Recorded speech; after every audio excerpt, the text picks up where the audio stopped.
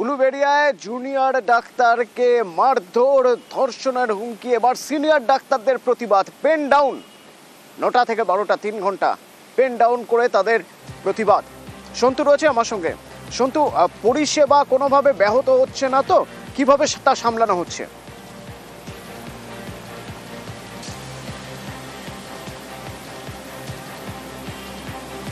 হাসপাতালে কিন্তু পরিষেবা কিন্তু স্বাভাবিক আছে, আউটডোরে যেমন চলছে তেমনই কিন্তু যে ইমার্জেন্সি বিভাগ সেই ইমার্জেন্সি বিভাগও কিন্তু সিনিয়র ডাক্তাররা কাজ করছে। যদিও উলুবেড়িয়া শরৎচন্দ্র মেডিকেল কলেজ হাসপাতালে যে ঘটনা ঘটেছে জুনিয়র শিক্ষককে মারধর এবং ধর্ষণের হুমকির ঘটনায়, আজ কিন্তু প্রতীকীভাবে রেসিডেন্ট সিনিয়র ডাক্তারের তাদের পক্ষ থেকে কিন্তু পেন ডাউনের ঘোষণা করা হয়। সেই কর্মসূচি কিন্তু এখনো চলছে। তারা প্রতীকীভাবে এই অবস্থান বিক্ষোভ করছেন, কিন্তু পরিষেবা হাসপাতালের যে আউটডোর বা ইমার্জেন্সি পরিষেবা সেই পরিষেবা কিন্তু স্বাভাবিক আছে।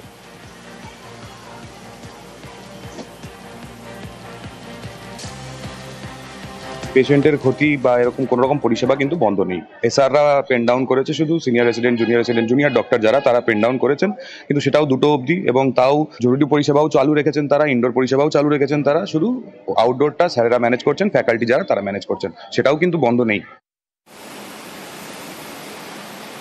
আর এদিকে এসএসকেএম এর যৌন হেনস্থায়, নাবালিকার যৌন হেনস্থার ঘটনায় এবার রিপোর্ট তলব করা হলো। কিভাবে হাসপাতাল চত্বরে এই ধরনের ঘটনা ঘটে, কিভাবে একজন কন্ট্রাকচুয়াল কর্মী যাকে আগে বার করে দেওয়া হয়েছিল সে ইউনিফর্ম পরে হাসপাতাল চত্বরে ঢুকে এই ধরনের ঘটনা ঘটালো। রিপোর্ট দিতে হবে এসএসকেএম হাসপাতালের সুপারকে। আরও জানবো কি রিপোর্টে আর কি জানতে চাওয়া হয়েছে। সরাসরি অভিজিৎ রয়েছে আমার সঙ্গে। অভিজিৎ,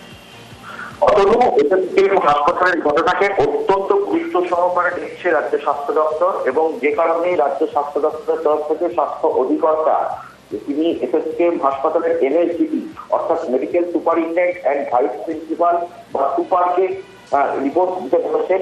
অবিলম্বে এই রিপোর্ট জমা দেওয়ার নির্দেশ, এবং এই রিপোর্টের ক্ষেত্রে বলা হয়েছে যে অবিলম্বে যেন সেখানে কিভাবে এই যে ওখান থেকে বহিষ্কৃত হওয়া কর্মী তিনি কিভাবে হাসপাতাল চত্বরে ঢুকলেন, এবং হাসপাতালের যে পোশাক, স্বাস্থ্যকর্মীদের যে পোশাক, সেই পোশাক করে পেলেন, এবং একই সঙ্গে ট্রমা কেয়ার সেন্টারে সেখানে ভেতরে কি করে প্রবেশ করলো, নিরাপত্তার তাহলে কি ব্যবস্থা ছিল, বিস্তারিত রিপোর্ট জানতে চাওয়া হয়েছে।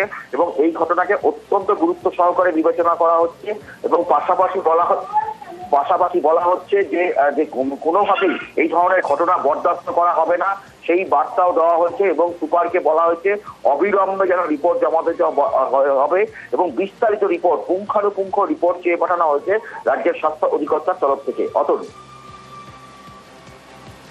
ধন্যবাদ।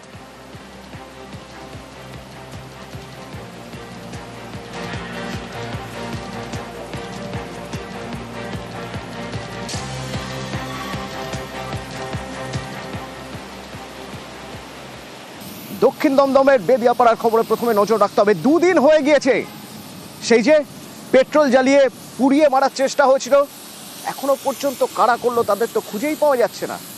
এখনো পর্যন্ত অভিযুক্তরা অধরা। অভিযুক্তরা আবার কাউন্সিলর ঘনিষ্ঠ বলে অভিযোগ। তো এই কাউন্সিলর যাকে খুনের চেষ্টা করা হয়েছে বলে অভিযোগ, তাকে হাসপাতালে দেখতে যান। দেখতে গিয়ে নাকি তিনি বলেন না, বলেনের থেকে বড় কথা তিনি চাপ দেন যে যাদের বিরুদ্ধে অভিযোগ তাদের নামগুলোকে বাদ দিতে। কেন না, তারা তার ঘনিষ্ঠ বলে, এরকমই অভিযোগ উঠছে। আমার সঙ্গে অনুপ রয়েছে সরাসরি। অনুপ, এই কাউন্সিলরের সঙ্গে যখন আমরা দুপুরে কথা বলি কাল, তিনি বলেন এটা একটা নিছক দুর্ঘটনা। আবার এই কাউন্সিলরই যখন ওই জখম ব্যক্তিকে দেখতে যান তখন সেখানে গিয়ে বলেন দোষীরা সাজা পাবেই, আইনের পথে চলবে। ওই কাউন্সিলরই আবার নাকি চাপ দিচ্ছেন যাদের বিরুদ্ধে অভিযোগ তাদের নামগুলো এফআইআর থেকে বাদ দিতে।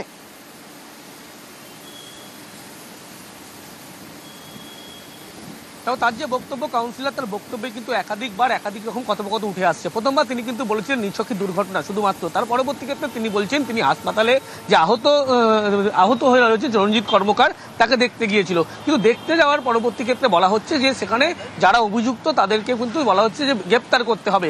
সেক্ষেত্রে কিন্তু এখানে যে তার যে বারবার যে ভোলবদল বা কথার বা পরিবর্তন, সেই বক্তব্যের পরিবর্তন নিয়ে কিন্তু একাধিক প্রশ্নচিহ্ন উঠছে। তার কারণ অভিযুক্তরা বলা হচ্ছে, পরিবারের পক্ষ থেকে অভিযোগ করা হচ্ছে যে গতকাল একবারে কাউন্সিলর মৃন্ময় দাস তিনি আরজিকর হাসপাতালে গিয়েছিলেন, নির্দিষ্ট টাইমের পরেই তিনি গিয়েছিলেন এবং সেখানে গিয়ে কিন্তু রীতিমতো চাপ দিচ্ছেন বলে এমনটা পরিবার অভিযোগ করে এবং চাপ দেওয়ার পাশাপাশি ভিডিও রেকর্ড করা হয়। বলা হয় যে মূল যে অভিযুক্ত সুমন বন্দ্যোপাধ্যায় এলাইস বাগান, তার নাম কিন্তু সেখান থেকে বাদ দেওয়ার কথা।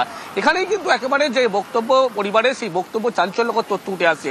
যদিও মৃন্ময় দাস গোটা বিষয়টি কিন্তু এখনো পর্যন্ত জানিয়েছেন সম্পূর্ণ মিথ্যা অভিযোগ, তিনি তৃণমূল কর্মী তাই দেখতে গিয়েছিলেন, এর পিছনে অন্য কোনো কারণ নেই।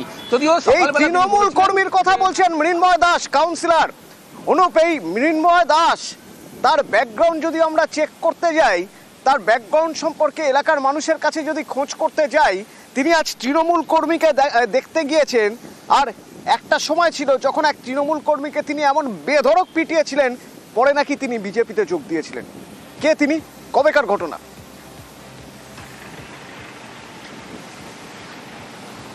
তবে 1 বছর আগে যে কালী পুজোর সময় মূলত একটি গন্ডগোল, যেখানে সোশ্যাল মিডিয়া একটি পোস্ট করে নিয়ে গন্ডগোলের সূত্রপাত হয়, সেক্ষেত্রে তাকে বলা হচ্ছে কৃষ্ণ সাউ, তিনি কিন্তু তৃণমূল কর্মী ছিলেন, তাকে বেধড়ক তিনি এবং তার অনুগামী তারা বেধড়ক মারধর করেছিল।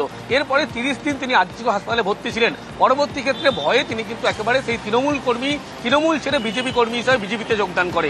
কিন্তু এই যে প্রশ্ন উঠছে এই নতুন বন্টনা, এর আগে থেকেও একাধিকবার এই গন্ডগোলের সূত্রপাত হয়েছিল। এখন যে বলা হচ্ছে তৃণমূল কর্মী দেখতে তিনি হাসপাতালে গিয়ে, কিন্তু 1 বছর আগে এই কৃষ্ণ সাউ তৃণমূল কর্মী যখন তিনি ছিলেন, তাকে মারধরের অভিযোগ উঠেছিল।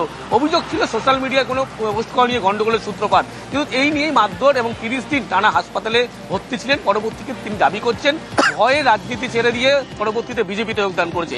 যদিও এই যে গোটা ঘটনা, সেই ঘটনা কিন্তু কাউন্সিলর মৃন্ময় দাস তিনি অভিযোগ অস্বীকার করেছেন। তিনি বলছেন যে একেবারে বিরোধীরা এই দায় চাপানোর জন্য এই সমস্ত অভিযোগ করছে, সম্পূর্ণ মিথ্যা অভিযোগ, এর সঙ্গে কোনো তার যোগসূত্র নেই।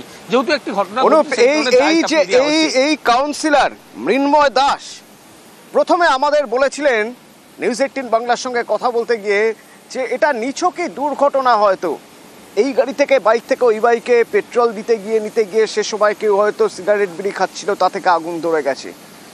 সেই তিনি আবার হাসপাতালে দেখতে গিয়ে বলছেন, মানে পরিবার অভিযোগ করছে, তিনি নাকি সেখানে বলছেন গিয়ে যে তার যে ঘনিষ্ঠ সুমন, সেই সুমনের নামে যে অভিযোগ আছে সেই অভিযোগ যেন সরিয়ে দেওয়া হয়, অভিযোগ যেন সুমনের নামে না হয়। কেন? সুমন তার ঘনিষ্ঠ বলে। আবার পরবর্তীতে তিনি বলছেন না, আইনের পথে চলুক, যে দোষী সে শাস্তি পাবেই। এসব ওখানে আমি গেছিলাম, আমি তাকে দেখে এসেছি। সে আমার পুরনো লোক, আমার সাথে কাজ করতো আগে, অনেক আগে, এবং সে আবার তার কাছে গেলে সে আবার বিবৃতি দিয়ে দেবে, আমার কথা বলবে যে আমি কেমন লোক বা আমি কারোর নাম তোলার জন্য তাকে বলেছি কিনা, সে সম্পূর্ণ বলে। আমি কেন বলতে যাব? পুলিশ ইনভেস্টিগেশন করে যাকে যাকে দোষী সাব্যস্ত করবে তাকে চরম শাস্তি দিক। দেখো, অভিযোগটা পুরোটাই মিথ্যে, বাজে একটা রাজনীতি গিয়ে, এটা এখানে রাজনীতির কোনো সম্পর্কই নেই এখানে। এরা একসাথে সব পুজো করেছে, রাত্রিবেলা সব ভাসান দিয়ে ফেরার পথে বাইকের কাঠ তেল শেষ হয়ে গেছে, এক বাইক থেকে আরেক বাইকে তেল ভরতে গিয়ে সব সিগারেট খাচ্ছিল, সবাই মদ্যপ অবস্থায় ছিল। তারপর ওই ছিটে গিয়ে তার পিঠে পেট্রোল হলে একটুখানি সিগারেটের ধোয়াতেই পেট্রোল লেগে যায়, তার পিঠটা পুড়ে গেছে। এটা অ্যাক্সিডেন্টলি ঘটে গেছে। কলোনির ছেলেরা সাধারণত সবাই তৃণমূলের ছত্রছায়ায় থাকে বা তৃণমূল সংগঠন করে। এই নিয়ে রাজনৈতিক রং কিছুজন লাগাবার চেষ্টা হচ্ছে, এখানে কোনো লাভ হবে না, এখানে কোনো রাজনৈতিক রং নেই। 6 ঘন্টার মধ্যে বয়ান বদলে গেল। একরকম কথা বলছেন, প্রথমে দুর্ঘটনা, কাউন্সিলর তিনি খোঁজ খবর না নিয়েই বলে দিলেন তাহলে প্রথমে দুর্ঘটনা, নাকি কোথাও একটা কিছু ধামাচাপা দেওয়ার চেষ্টা করছিলেন। অভিযোগ তার বিরুদ্ধে রয়েছে, তার ঘনিষ্ঠদের নাম যাতে বাদ যায় অভিযোগ থেকে, সে চেষ্টাও নাকি তিনি করেছেন, তার বিরুদ্ধে অভিযোগ। পরিবার আরও অভিযোগ করছে মূলত দুজনের নাম, খুব নির্দিষ্টভাবে দুজনের নাম করছে পরিবার। কারা তারা? সুমন এবং সুশান্ত। 11 নম্বর ওয়ার্ডের তারকনাথ কলোনির ঘটনায় দুজন অভিযুক্তর নাম বলছে ওই পরিবার, সুমন এবং সুশান্ত। এই দুজনই কাউন্সিলর মৃন্ময় দাস ঘনিষ্ঠ বলে পরিচিত। বিবশভাবে পুড়ে গেছে, পুড়ে যেতে ওকে হসপিটালে নিয়ে গেছে, নিয়ে যেতে সঙ্গে সঙ্গে ভর্তি নিয়েছে। পেট্রোল ঢেলেছে, এবার পেছন দিয়ে ঢেলেছে, এবার বলছে ইয়ার্কির মাধ্যমে সামনে পুড়বে, পেছনে পুড়বে কি করে? তাহলে এরকম আগুন ধরিয়ে দিয়েছে ওরা।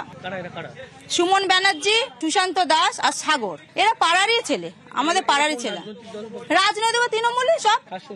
মিনময় দাস কাউন্সিলর আমাদের বাড়িতে একবারও আসেনি জিজ্ঞাসা করতে যে পেশেন্টটা কেমন আছে বা কি হয়েছে না হয়েছে, কি করে হয়েছে, কিচ্ছু জিজ্ঞাসা করতে আসেনি।